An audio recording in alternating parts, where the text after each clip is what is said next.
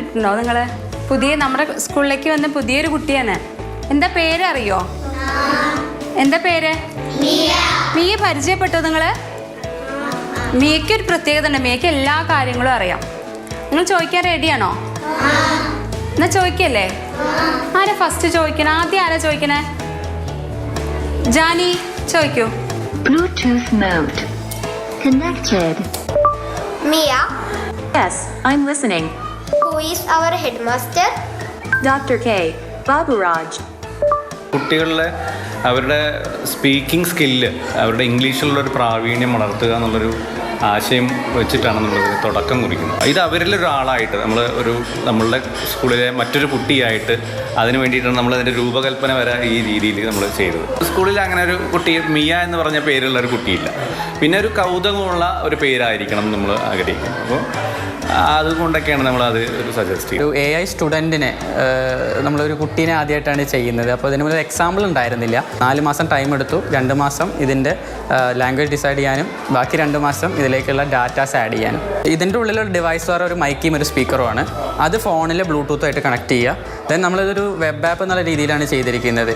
ആ ലിങ്ക് നമ്മൾ ഓപ്പൺ ചെയ്ത് അത് സെറ്റ് ചെയ്തതിന് ശേഷം ഒരു ബട്ടൺ ഉണ്ട്, സ്റ്റാർട്ട് ലിസണിംഗ് എന്ന് പറഞ്ഞിട്ട്. അത് ക്ലിക്ക് ചെയ്ത് ഇതിൻ്റെ ഉള്ളിൽ ഫോൺ വെക്കാനുള്ളൊരു സ്പേസ് ഉണ്ട്. പിന്നെ ഒരു സൗണ്ട്, ഒരു ബെൽ റിങ് ചെയ്യണ പോലെ ഒരു സൗണ്ട് വെക്കും. അപ്പോൾ മുതൽ നമുക്ക് ചോദ്യം ചോദിക്കാം. Mia. Yes, I'm listening. Who is the Prime Minister of India? Current Prime Minister of India is Narendra Modi.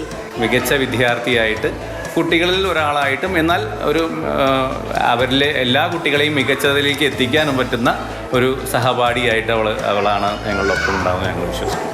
Mia. Yes, I'm listening. Who is the Chief Minister of Kerala? Current Chief Minister of Kerala is Pinarayi Vijayan.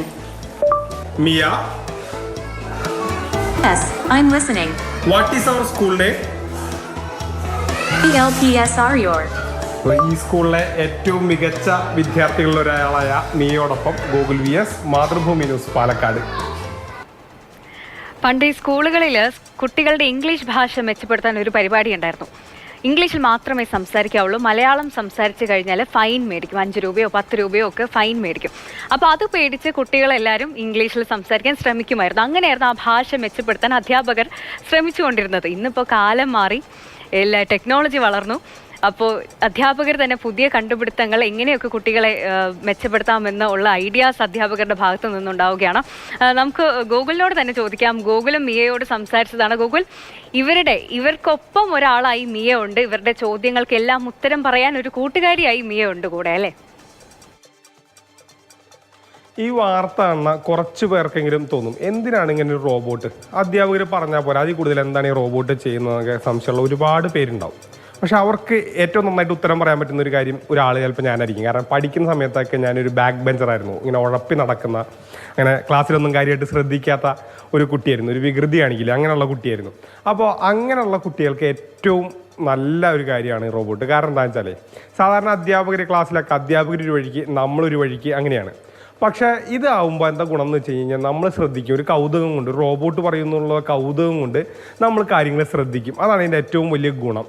അതില്ലെങ്കിൽ നമ്മളെ എന്ത് ചെയ്യും, ക്ലാസ്സിലൊക്കെ കുഴപ്പം. അപ്പോൾ ഈ പഠിക്കാൻ ഏറ്റവും മിടുക്കരായ എന്തായാലും പഠിക്കും. ഇപ്പോൾ എങ്ങനെ ഒരു അധ്യാപകർ ക്ലാസ് എടുത്താലും ഒക്കെ പഠിക്കും. പക്ഷേ ഈ പഠിക്കാൻ മോശമുള്ള കുട്ടികൾ അല്ലെങ്കിൽ ആവറേജ് താഴെയുള്ള കുട്ടികൾക്കൊക്കെ ഇങ്ങനെയുള്ളൊരു കാര്യം കാണുമ്പോൾ നമ്മുടെ ഒരു കൂട്ടുകാരി അല്ലെങ്കിൽ ഒരു കുട്ടി ഒരു കൗതുകം ഉണ്ടല്ലോ, ആ കൗതുകത്തിൻ്റെ പുറത്ത് ഈ പറയുന്നതൊക്കെ ശ്രദ്ധിക്കും. ഇങ്ങനെയുള്ള വിദ്യാഭ്യാസ മേഖലയിലുള്ള ഓരോ പുതിയ കാര്യങ്ങളും വലിയ രീതിയിൽ പ്രോത്സാഹിപ്പിക്കപ്പെടേണ്ടതാണ്. ഇപ്പോൾ ഈ പറയുന്ന മിയയുടെ ഒരു പ്രത്യേകത എന്ന് വെച്ചാൽ എന്ത് ചോദിച്ചാലും, പാഠഭാഗത്തിൻ്റെ എന്ത് ഭാഗങ്ങൾ ചോദിച്ചാലും ഉത്തരം പറയും.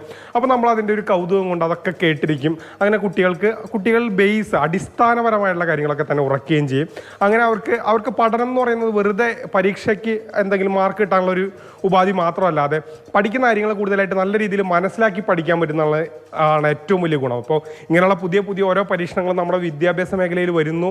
അങ്ങനെ വരുമ്പോൾ അതൊക്കെ തന്നെ കുട്ടികളുടെ പഠന നിലവാരത്തെ ആകെ മാറ്റിമറിക്കും എന്നുള്ള ഒരു ഉറപ്പാണ്. അപ്പോൾ അതിനൊക്കെ ഉള്ളൊരു കാൽച്ചുവടാണ്. ഇപ്പോൾ മിയയുടെ പ്രധാനപ്പെട്ട ഗുണം ഇംഗ്ലീഷ് നന്നാക്കും. കാരണം നമ്മൾ ക്ലാസ്സിലൊക്കെ കുട്ടികൾ പരസ്പരം ഒരിക്കലും മലയാളം മീഡിയം സ്കൂളുകളിലോ അല്ലെങ്കിൽ നമ്മുടെ അവിടുത്തെ CBSE കൂടി ആരും ഇംഗ്ലീഷിലൊന്നും പരസ്പരം സംസാരിക്കാറില്ല.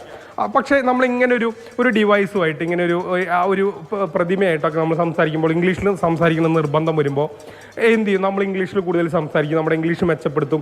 മാത്രമല്ല ആ റോബോട്ട് കൃത്യമായിട്ട് ഭാഷയിൽ നല്ല അറിവുള്ളവരായിരിക്കും. ശരിയാണ് ഗോകുൽ, അത് തന്നെയാണ്.